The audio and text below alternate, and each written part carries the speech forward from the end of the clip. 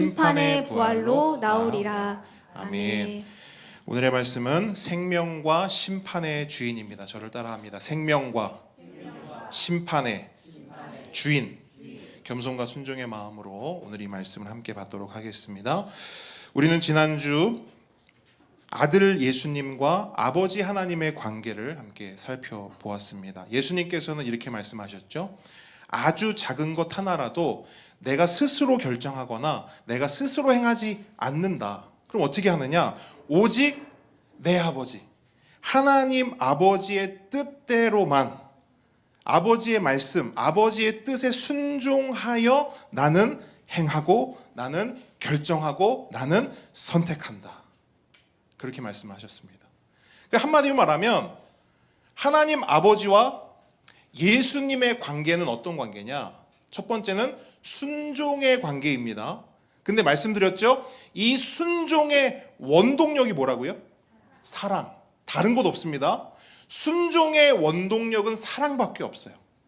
그래서 예수님께서 하나님 앞에 올려드린 고백은 순종의 고백인 동시에 무슨 고백이라고요? 사랑의 고백이다. 그래서 지난주 설교를 한 문장으로 하면 이렇게 됩니다. 저를 한번 따라 주시겠습니까? 사랑하면 순종한다. 이게 지난주 본문의 핵심이었어요. 그리고 예수님은 그의 삶 속에 나타난 그 온전한 순종을 통해서 하나님 아버지를 향한 사랑을 온전히 드러내 보여 주셨습니다. 그것이 사복음서에 나타났고 기록되어 있는 내용입니다. 그러면 여러분 물어볼게요. 아들 예수님만 아버지 하나님을 사랑했을까요? 당연히 아니겠죠. 아버지 하나님도 아들 예수님을 당연히 사랑하셨습니다. 그러면 아들 예수님의 그 사랑 표현 방식은 순종이라면 아버지 하나님의 예수님을 향한 그 사랑의 표현 방식은 뭘까요? 그게 오늘 본문 첫 시작을 보여주고 있습니다. 20절 말씀인데요. 20절. 하나님 아버지께서는 아들 예수님을 어떻게 사랑하셨는가 함께 읽습니다. 시작. 아버지께서 아들을 사랑하사 자기가 행하시는 것을 다 아들에게 보이시고 또 그보다 더 큰 일을 보이사 너희로 놀랍게 여기게 하시리라. 아멘. 자, 아버지께서 아들을 사랑하사 뭘 하신대요? 다 보이시고 또 그 밑에 보면 보이사. 다 보이시고 더 큰 일도 보이사 이렇게 돼 있어요. 그러니까 하나님이 당신의 모든 것을 아들 예수님께 오롯이 다 보여주심으로 그 사랑을 표현하고 있다는 거예요. 여러분, 사랑하면요 다 주고 싶습니다. 그죠? 경험해 보셨습니까? 사랑하면 다 주고 싶습니다. 다 알려주고 싶고요. 다 보여주고 싶습니다. 이제 우리 민우가 중학생이 되면서요 부쩍 성장했다는 것을 느낍니다. 저희가 이렇게 핸드폰으로 영상을 찍지 않습니까? 작년에 찍은 영상만 봐도 어린이에요. 근데 여러분 민우를 보면서 혹은 은찬이를 보면서 얘 이제 어린이네 이런 느낌이 드십니까? 아니요. 이제는 뭐야 왜 이렇게 시커매 왜 이렇게 컸어. 이제 은찬이도 민우도 어린이가 아닌 거예요. 그래서 저는 요즘에 민우와 꽤 진지한 이야기를 많이 나눕니다. 그 중에서 가장 많은 비중을 차지하는 게 뭐냐면 제가 민우한테요 이 이야기를 굉장히 많이 해줘요. 뭐냐면 제가 가진 생각, 제가 가진 가치, 아빠가 가진 성향들을 있는 그대로 숨김없이 다 이야기해줘요. 다 설명해줘요. 여러분 때로 이럴 때도 있잖아요. 제가 민우한테 옛날 아기 때처럼 막 혼낼 때도 있단 말이에요. 야야야 할 때도 있단 말이에요. 근데 예전에는 그렇게 혼내고 그냥 쑥 넘어갔다면 이제는 그렇게 하지 않는단 말이에요. 이제는 그렇게 한 이유를 제가 민우한테 설명을 해줘요. 자세하게. 그럼 민우가 어떻게 반응하는 줄 아세요? 아빠, 이제 아빠가 왜 그렇게 했는지 알 것 같아. 이해한단 말이에요. 공감한단 말이에요. 그런 상황이 되니까 제 안에 엄청난 약간 뿌듯함과 감동이 막 몰려오는 거예요. 그래서 더 뭘 하고 싶냐면 더 알려주고 싶고 더 보여주고 싶고 나의 있는 그대로의 모습을 다 공유하고 싶은 거예요. 저는 오늘 본문을 보면서 그리고 저와 아들의 관계를 보면서 이게 사랑이구나. 이것도 사랑이구나. 사랑하면 다 주고 싶고 다 알려주고 싶고 다 보여주고 싶은 겁니다. 그런 의미에서 하나님께서도요 아들 예수님께 모든 것을 다 보여주셨습니다. 이유가 뭐라고요? 사랑하기 때문에. 그리고 예수님은 아버지께서 보여주신 그 모든 것을 다 어떻게 했어요? 순종했어요. 왜? 사랑하기 때문에. 자, 그래서 지난주와 오늘 말씀의 핵심은 이거예요. 사랑하면 다 보여주고요. 또 하나, 사랑하면 다 뭐 한다고요? 순종합니다. 이게 바로 하나님과 예수님, 아버지 하나님과 아들 예수님의 관계, 사랑의 관계입니다. 사랑의 관계.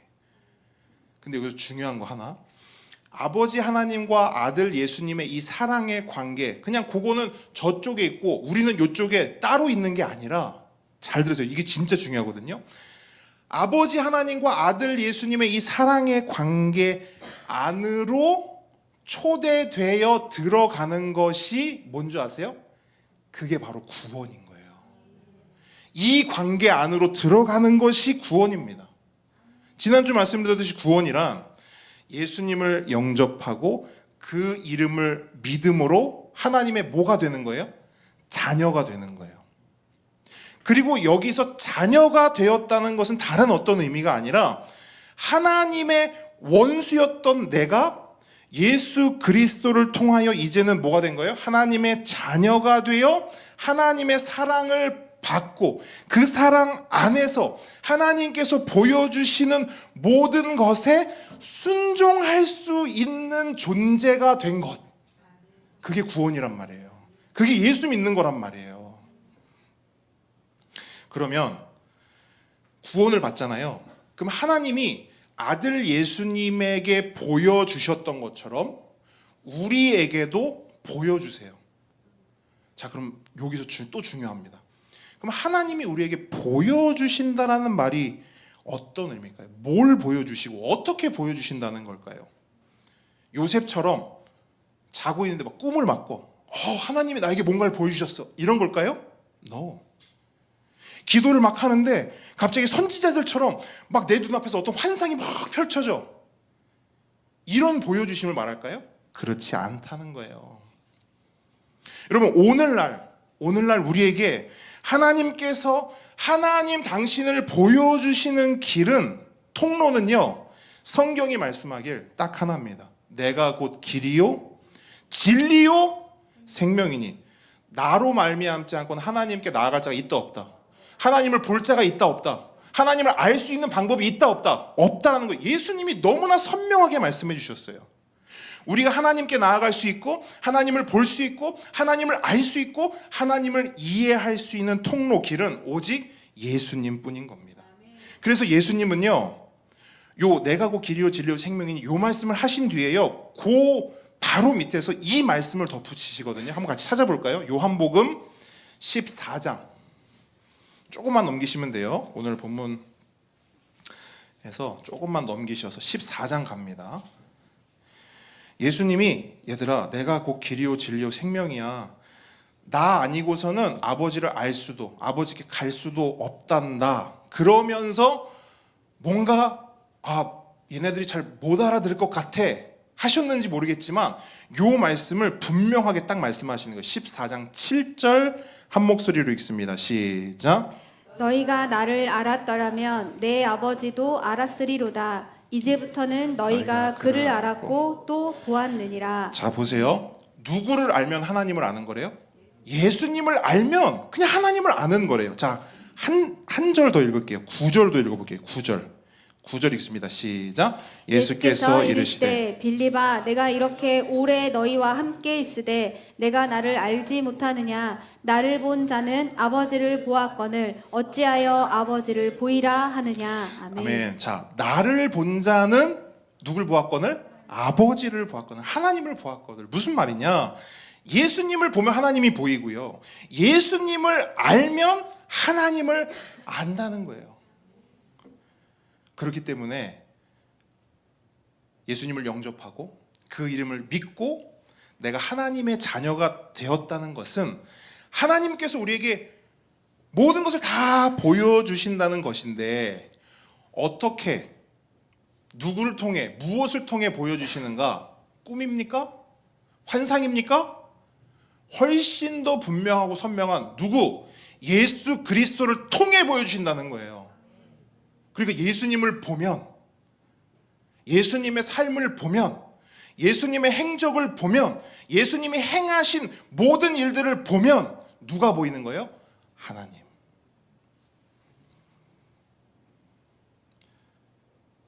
그러니까 예수님이 아니면 우리는 하나님을 알 수 있는 방법이 없습니다. 여러분, 생각보다 많은 사람들이 하나님을 오해하고 있습니다. 하나님을 오해하고 있어요. 왜 오해할까요? 여러분, 보통 우리가 언제 사람과의 관계에서도 우리가 언제 그 사람을 오해하죠? 잘 모를 때. 또요. 그 한마디로 다 귀결될 수 있을 것 같아요. 우리가 상대방을 왜 오해하냐? 모르기 때문에. 모르기 때문에. 그러면 우리가 왜 하나님을 오해하냐? 누굴 모르기 때문인 거예요? 예수님을 모르기 때문에 하나님을 오해하는 거예요. 그리고 그 결과 그 하나님을 오해한 삶 안에는요, 건강하지 않은 양극단의 신앙의 행태가 나타납니다. 그게 두 가지인데요. 첫 번째는 뭐냐? 하나님을 무서워하는 거예요. 하나님을 무서워하는 거예요. 하나님을 알고 하나님의 존재를 믿지만 어떤 하나님을 알고 믿냐? 무섭고 두려운 하나님으로 알고 믿는 거예요. 물론 성경을 보게 되면 무섭고 두려운 하나님의 모습이 있어요, 없어요? 있죠. 있죠. 분명히 있습니다. 하지만 그건 성경을 전체적으로 통전적으로 보지 않고 부분적으로만 볼 때 나타나는 모습일 뿐이고 성경 전체를 통으로 구속사적 관점으로 보게 되면 하나님은 결국 무섭기만 한 분이 아니라는 것을 분명히 알 수 있죠. 그런데 안타까운 게 뭐냐? 정말 많은 분들이 이 성경을 읽습니까? 안 읽습니까? 읽지 않죠. 읽는다 하더라도 어떻게 읽죠? 오늘 성경 좀 읽어볼까? 오케이. 자, 오케이. 열왕기상. 오케이, 좋습니다. 망했고, 죽었고, 하나님이 그를 찢었고, 하나님 무서워. 다음 날, 자, 오케이. 자, 잘못 폈어요. 역대하. 하나님을 배신했고, 또 죽었고, 하나님이 그를 찢었고, 성경을 보통 이렇게 본단 말이에요. 근데 이렇게 보게 되면 하나님은 어떤 하나님일 수밖에 없습니까? 무서운 하나님. 무서운 하나님. 우리가 왜 하나님을 무서워하는가? 왜 하나님을 두려워하는가? 다른 거 없어요. 하나님을 모르기 때문입니다. 예수님을 모르기 때문이에요. 말씀이 없기 때문입니다. 잘 들어보세요. 하나님을 안 믿는 게 아니에요. 믿기는 믿는데 왜 믿냐? 무서워서. 안 믿으면 큰일 날까 봐 믿는 거예요. 여러분 생각해 보십시오. 집에 아버지가 있습니다. 근데 그 아버지가 굉장히 폭력적인 아버지예요. 조금만 잘못해도 두들겨 팹니다. 조금만 잘못해요 쌍욕을 해요. 술 먹는 날에는 더 합니다. 근데 그 아버지와 한 집에서 살아야 돼요. 행복할까요? 불행할까요? 불행하죠. 그런 아버지 있는 게 나아요? 없는 게 나아요? 없는 게 낫죠. 똑같은 거예요. 하나님을 믿기는 믿는데 하나님이요 무섭기만 한 거예요. 좋을까요? 그 하나님이 안 좋죠. 하나님이 있어서 든든하고 행복할까요? 아니요. 하나님 때문에 불안하고 하나님 때문에 불행합니다. 그러면 그런 신앙의 상태에서 하나님 때문에 불안하고 하나님 때문에 불행한 그런 신앙을 가진, 그런 믿음을 가진 그 사람의 삶에는 그 신앙의 행태가 어떻게 나타날까요? 교회 오는 거 좋을까요? 싫을까요? 싫죠. 예배가 행복할까요? 곤욕스러울까요? 곤욕스럽죠. 말씀? 귀찮고요. 기도? 부담스럽습니다. 그 무서운 하나님인가 1대1로 독대를 하는 기도인데요. 그게 어떻게 달가울 수 있겠습니까? 이것이 믿기는 믿는데 무서워서 믿는 신앙의 내용입니다. 하나님을 좋아하고 사랑해서 믿는 것이 아니라 안 믿으면 큰일 날까 봐 어쩔 수 없이 믿는 건강하지 않은 신앙의 한 모습이에요. 이게 이쪽 한쪽 극단이에요. 근데 요거만 있는 게 아니고 또 다른 한쪽 극단이 있어요. 이건 뭐냐면 여기는 하나님을 무섭게 여겼다면 여기는 하나님을 우습게 여기는 신앙의 행태예요. 진짜 양극단이죠? 한쪽은 하나님을 무섭게, 한쪽은 하나님을 뭐 한다고요? 우습게. 근데 이 양극단의 신앙의 모습들이 교회 안에 있어요. 적을까요? 많을까요? 생각보다 많다고 생각합니다. 저는 생각보다. 목사님 그래도 제가 하나님을 무서워하는 사람들은 만나봤어도 하나님을 우스워하는, 하나님을 우습다고 말하는 사람은 교회 안에서 만나보질 못했습니다. 당연하죠. 하나님을 우습게 여긴다고 말로 떠드는 사람 있다 없다? 그런 사람은 없어요. 그런 사람은 없어요. 근데 뭘 보면 알 수 있냐면 우리의 삶을 보면 알 수 있죠. 그 삶을 보고 그 삶의 태도를 보면 하나님을 얼마나 우습게 여기는가를 알 수 있는 겁니다. 여러분 우리는 사람을 대할 때도 여러분 우리가 사람들과 관계하고 교제하고 사람을 대할 때도요 그 사람이 누구냐에 따라서 태도가 달라집니다. 달라지죠? 달라집니다. 그래서 이런 말이 있어요. 들어보셨는지 모르겠는데 약강강약 무슨 말입니까? 약강강약. 약한 사람한테는 어떻게 한다는 거예요? 강하게 하고 강한 사람한테는 약하게 하고. 이게 요즘 사람들이 말하는 뭐 신조어 비슷한 거예요. 약강강약. 그렇게 상대방에 따라서 우리의 눈빛, 말투, 몸가짐, 사용하는 문장이나 단어, 투 다 달라진다는 거예요. 이처럼 우리 사람은 어떤 관계를 형성하고 맺어가는 데 있어서 굉장히 상대적입니다. 그럼 어떤 기준으로 나의 태도를 결정할까요? 기준이 어디 있을까요? 나에게. 내 기준으로 결정하는 거예요. 어떤 태도를 취할지 내 기준으로 상대방을 스캔합니다. 상대방을 평가합니다. 그리고 그 결과에 따라서 평가 이상이면 존경과 존중의 태도를 보이고요. 평가 이하면 우습게 여기는 거예요. 물론 모든 사람들이 그렇다는 건 아니에요. 이런 사람들이 있다는 겁니다. 근데 이런 사람들이 생각보다 많다는 거죠. 그럼 생각해 보세요. 이런 사람들은 사람들하고의 관계에서만 그럴까요? 그렇지 않죠. 사람들하고 맺는 관계도 그렇다면 하나님과 맺는 관계도 동일할 가능성이 매우 높죠. 안에서 새는 바가지 바깥에서도 어떻게 돼요? 셉니다. 사람과의 관계에서도 줄줄줄 세면 하나님과의 관계에서도 줄줄줄 세는 거예요. 그렇기 때문에 이런 사람들은 하나님을 믿을 때도 하나님을 평가해요. 하나님을 평가한다고요. 누구 기준으로? 내 기준으로.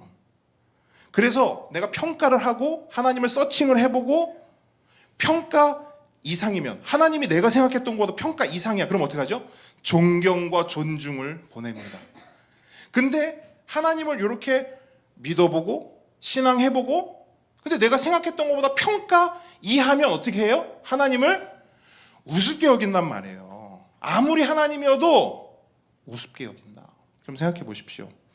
이렇게 하나님을 우습게 여기는 사람은 그 삶과 신앙에 어떤 특징이 나타날까요? 어떤 특징이 있을까? 교만. 또 뭐가 있을까요? 하나님을 우습게 여기는 사람들의 특징은 뭐가 있을까요? 네? 판단. 또 뭐가 있을까요? 여러 가지가 있을 거예요. 아마 여러분 속에 생각하시는 것들이 있을 겁니다. 근데 그 중에서요, 가장 대표적인 거 하나를 제가 말씀드릴 겁니다. 하나님을 우습게 여길 때 나타나는 신앙적 어떤 그 삶의 특징이 뭐냐? 하나님을 의식하지 않는 겁니다. 우리 그때 수요일 날 말씀 나눴던 거 혹시 기억하시는지 모르겠지만 제가 여러분께 굉장히 권하고 부탁했던 게 있어요. 뭐냐? 여러분, 우리 하나님 눈치 보면서 삽시다. 하나님을 의식하지 않는 삶, 다른 말로 하나님 눈치를 전혀 안 보고 산단 말이에요. 운전하시는 분들 중에 속도를 내서 막 가다가 전방에 속도 위반 카메라가 있으면 어떻게 합니까? 속도를 줄이죠. 왜 줄이죠? 그게 뭐냐면 카메라 눈치 보는 거예요. 카메라 의식하는 거예요. 왜 의식하죠? 왜 눈치 봅니까? 뭐 때문에? 어떤 손해? 구체적으로 돈, 벌금, 벌칙. 그러니까 신호를 어기는 게 죄인 거예요. 맞습니까? 그 죄에 대한 벌칙금이 나오는 거지 않습니까? 그러니까 왜 카메라 눈치를 보냐? 왜 카메라를 의식하냐? 요거 어기면 나한테 손해가 오고, 그 손해는 매우 구체적이고 현실적이기 때문이에요. 그럼 생각해 보십시오. 여러분 각자의 삶을 생각해 보십시오. 왜 우리는 카메라는 의식하면서 하나님은 의식하지 않을까요? 왜 카메라 눈치는 보면서 하나님 눈치는 안 볼까요? 한번 말씀해 주십시오. 왜 그렇습니까?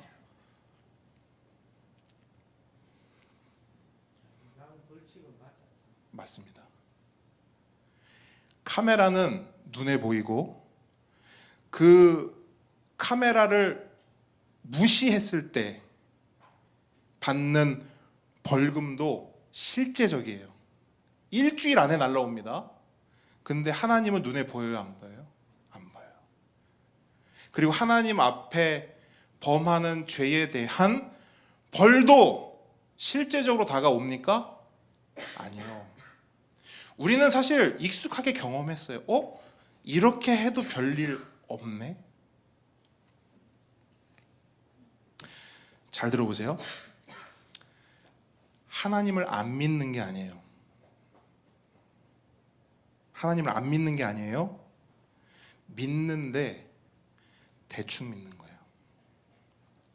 한 발만 살짝 담궈 놓은 거예요. 근데 이런 모습이 우리에게만 있을까요? 아니요. 하나님은 이미 성경에요, 이런 우리의 신앙 행태를 다 기록해 놓고 다 고발해 놓고 다 보여주고 있습니다. 이스라엘이 가나안에 들어갔어요. 가나안 땅에 들어갔어요. 근데 그 가나안 땅에 들어간 이스라엘들이 어떻게 신앙생활을 했는지 아세요? 평상시에는 하나님을 믿어요. 근데 추수할 때가 되잖아요. 모종할 때가 되잖아요. 그럼 어디로 달려가요? 네, 바알과 아세라 앞에 달려가는 거예요. 왜요?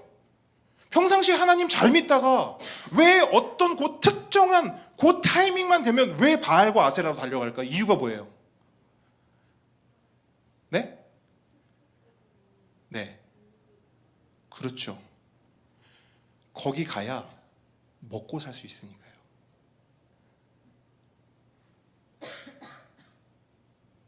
가나안 땅에 들어갔거든요.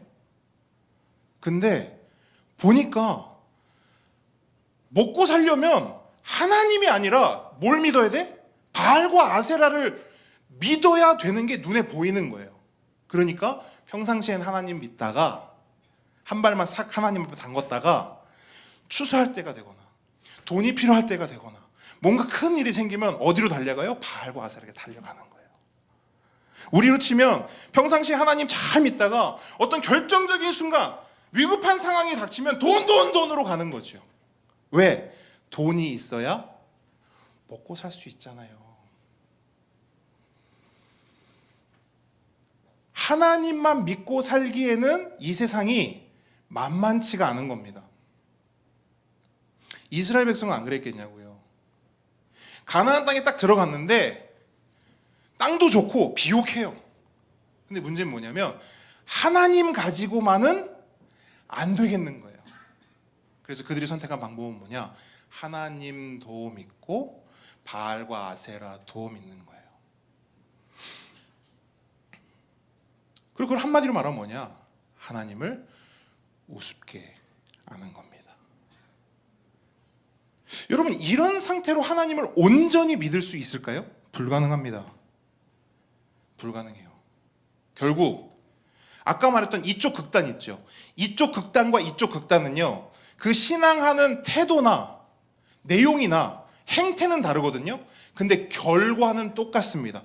둘 다 하나님을 온전히 믿지 못합니다. 그래서 어떻게 하느냐? 하나님을 피하고 멀리해요. 둘 다 하나님을 피하고 멀리해요. 한쪽은 무서워서, 한쪽은 우스워서. 하나님께 가까이 가지 않습니다. 한쪽은 무서워서, 한쪽은 별 볼 일 없기 때문에. 한쪽은 기도 안 합니다. 왜? 무서워서. 한쪽도 기도 안 해요. 왜? 기도해봤자 쓸모가 없기 때문에.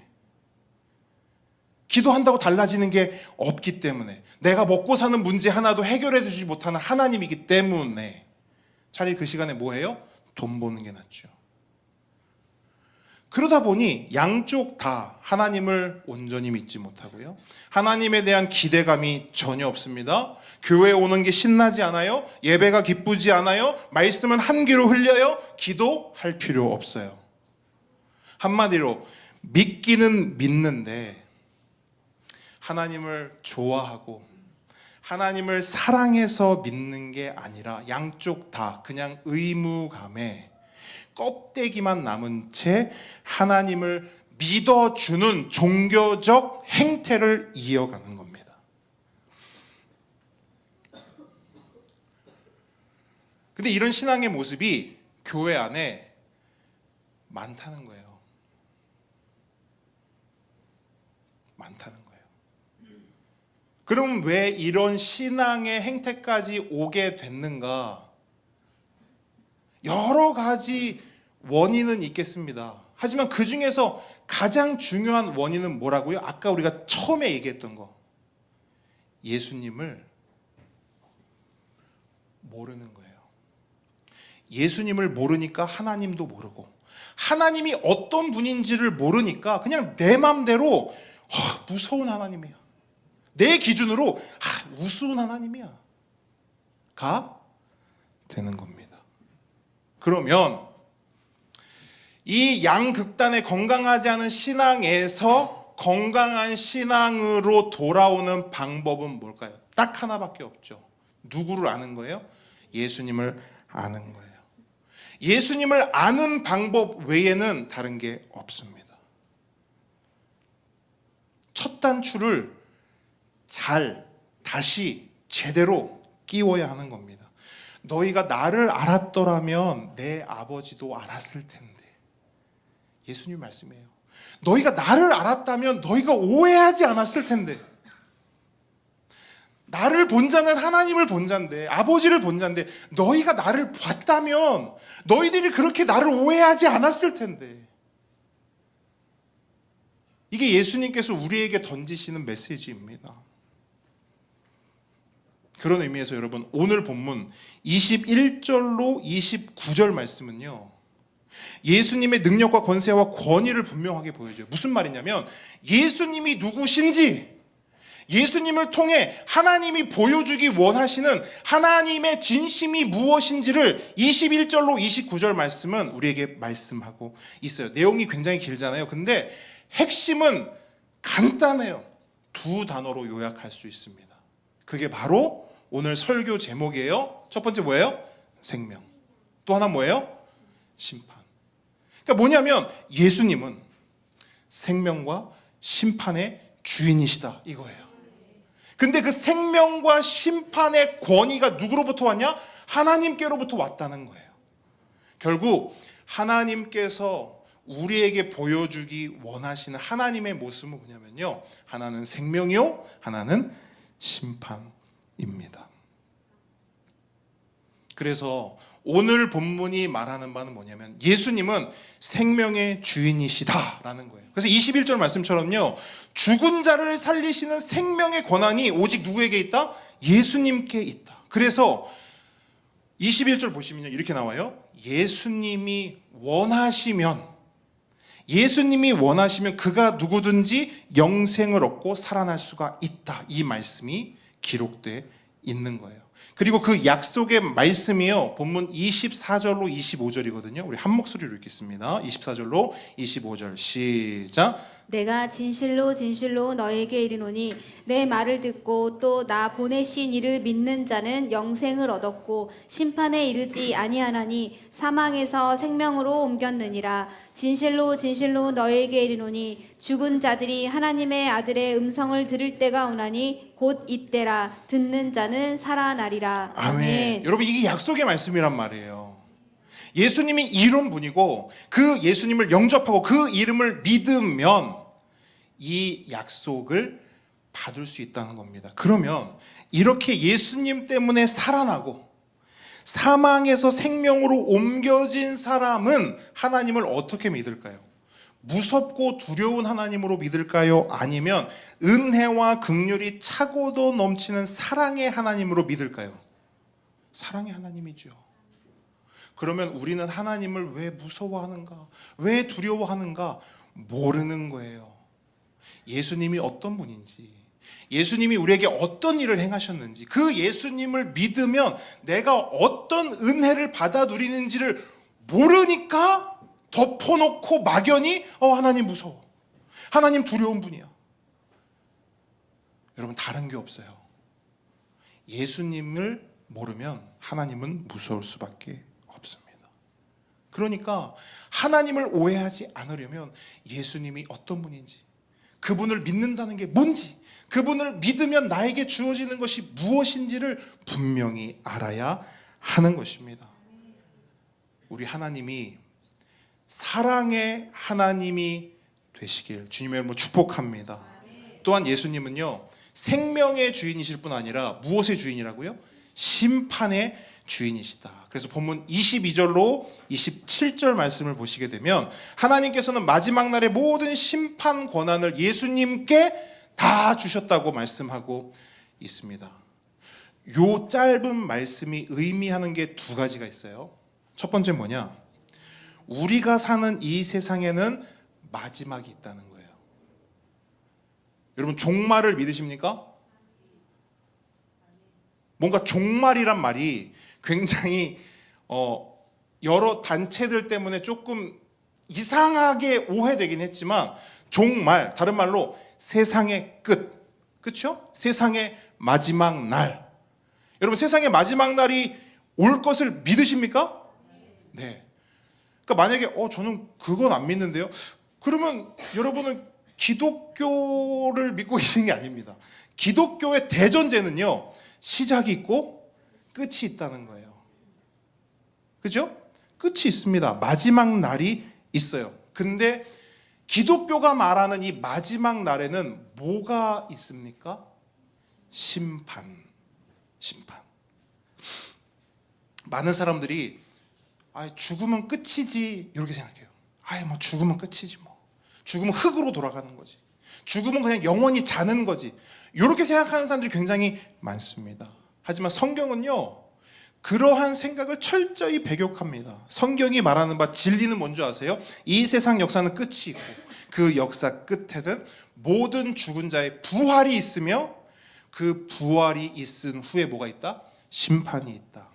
여기까지가 첫 번째 사실이고, 두 번째 사실은 뭐냐면 그 심판의 모든 권한을 가진 심판자는 예수 그리스도라는 거예요. 이게 뭘 말하냐면요, 우리의 영원한 삶을 좌지우지할 수 있는 모든 권한이 오직 예수님께 있다라는 사실이에요. 우리가 죽고 사는 문제 예수님 손에 달렸습니다.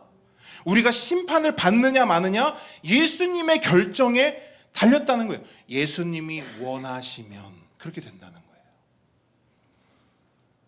그 말씀이 28절로 29절이거든요. 함께 읽습니다. 28절로 29절 시작. 이를 놀랍게 여기지 말라. 무덤 속에 있는 자가 다 그의 음성을 들을 때가 오나니 선한 일을 행한 자는 생명의 부활로 악한 일을 행한 자는 심판의 부활로 나오리라. 아멘. 앞서 말씀드린 대로 무덤 속에 있는 자, 다른 말로 우리 모두를 포함한 이 땅에 살았던 모든 사람들은 마지막 날 예수님의 음성을 듣고 뭐 한다고요? 부활한다고요. 부활한다. 다시 살아난다. 근데 중요한 게 있어요. 부활이요, 두 종류가 있는 거예요. 부활이 두 종류. 첫 번째 뭐냐? 하나님 나라 천국에 들어가는 생명이 부활이 있고요. 또 하나는 뭐냐? 하나님 없는 나라 지옥에 들어가는 심판의 부활이 있습니다. 근데 여기 본문을 보시게 되면 어떻게 해야 이 생명의 부활로 나아갈 수 있대요? 어떻게 하면? 선한 일을 행하면. 와, 지금부터 내가 선한 일을 행해야겠구나. 착한 일을 해야겠구나. 왜? 그래야 생명의 부활로 나아갈 수 있으니까. 맞습니까? 아니죠. 그걸 말하는 게 아닙니다. 그럼 여기서 말하는 선한 일이 뭐냐? 여러분, 성경의 관점으로 볼 때 이 세상에 선한 것이 있습니까? 우리가 선한 일을 할 수가 있습니까? 없죠. 그러니까 성경의 관점으로 볼 때는 그것은 불가능합니다. 그렇기 때문에 여기서 말하는 선한 일이란 사람의 일이 아닌 거예요. 하나님께서 행하신 하나님의 일을 말하는 겁니다. 그럼 하나님의 일이 뭘까? 자, 오늘 본문에서요, 한 페이지, 두 페이지만 한번 넘겨보시겠어요? 요한복음 6장. 예수님이 하나님의 일이 무엇인지를 우리에게 말씀하셨는데 6장 29절 찾으셨나요? 자, 29절 한 목소리로 읽습니다. 시작. 예수께서 대답하여 이르시되 하나님께서 보내신 이를 믿는 것이 하나님의 일이니라 하시니. 아멘. 하나님의 일이 뭐라고요? 하나님께서 보내신 이를 믿는 것. 그 이가 누구예요? 예수님. 그러니까 예수님을 믿는 게 하나님 일이라는 거예요. 그러니까 마지막 날에 심판의 부활이 아닌 생명의 부활로 나아갈 자들이 누구냐? 예수님을 믿는, 예수님을 영접한, 그래서 하나님의 자녀가 된 자들이 그 생명의 부활로 나아갈 수 있다는 거예요. 그럼 생각해 보세요. 예수님의 이 생명의 부활로 나오게 하심을 알면, 하나님의 이 놀라운 은혜를 알면 하나님을 우습게 여길 수 있어요, 없어요? 없는 거예요. 근데 왜 하나님을 우습게 하냐? 모르는 거예요. 안다고 하지만, 믿는다고 하지만 마지막 날 그런 거 모르겠고 오늘이 더 중요한 거죠. 그날 받을 심판 모르겠고 이번 달 카드 명세서 막는 게 더 중요하고, 그러니 하나님보다 돈이 더 중하고, 알지만 믿지만 하나님 앞에서 진지하게 나의 신앙을 고민해 본 적이 없는 거예요. 그러니 하나님이 우습죠. 교회를 다녀도 하나님이 별 볼 일 없죠. 예배를 드려도 하나님이 쓸모가 없다고 여기는 겁니다. 말씀을 정리합니다. 구약의 호세아 선지자는 이렇게 경고한 바 있어요. 이방인들에게 경고한 게 아니에요. 하나님 백성에게 경고한 거예요. 내 백성이 망하는도다. 왜 망하냐? 지식이 없어서. 내 백성이, 하나님의 백성이 지식이 없으므로 망하는도다. 여기서 말하는 지식이 뭘까요? 초등학교, 중학교, 고등학교, 대학교, 대학원 나오는 그 지식을 말할까요? No. 하나님을 아는 지식.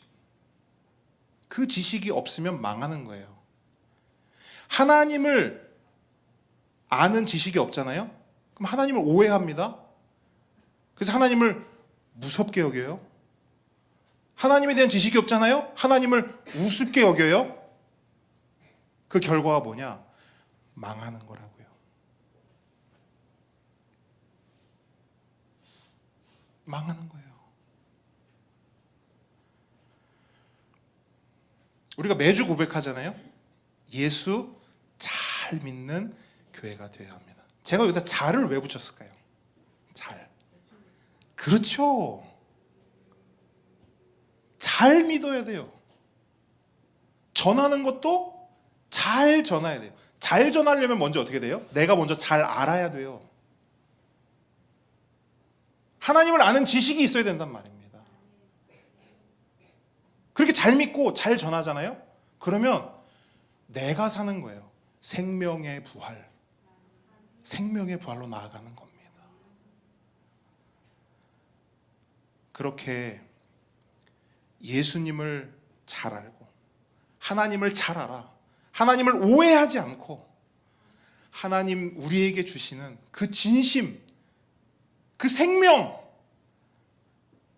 그 심판을 면제케 하심, 영원한 하나님 나라로 초대해 주심, 그 사랑의 관계 안으로 우리를 안아주심, 그 하나님을 믿고 예배하고 찬양하고 영광 돌리며 무엇보다 사랑하는 우리 모두가 되게 주시면 축복합니다. 우리 시간 함께 찬양 고백하기 원하는데요.